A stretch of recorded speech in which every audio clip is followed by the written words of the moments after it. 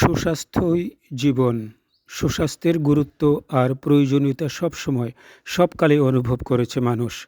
একবিংশ শতাব্দীতে এসে এটি আরও বেশি করে অনুভূত হচ্ছে, কারণ প্রযুক্তির অভূতপূর্ব বিকাশ আর বিজ্ঞানের অভাবনীয় অগ্রগতির পথ ধরে আমাদের জীবন আগের চেয়ে অনেক সহজ আর গতিশীল হয়ে উঠেছে সত্যি, কিন্তু আক্রান্ত হয়েছে আমাদের স্বাস্থ্য, শারীরিক, মানসিক, আত্মিক, এমনকি সামাজিক দিক থেকেও।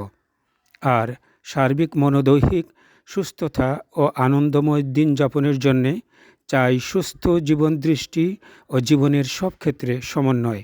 কারণ শরীর ভালো থাকলে যেমন মন ভালো থাকে, তেমনি প্রশান্ত মন নিশ্চিতভাবেই বাড়িয়ে দেয় দেহের শক্তি আর উদ্যম।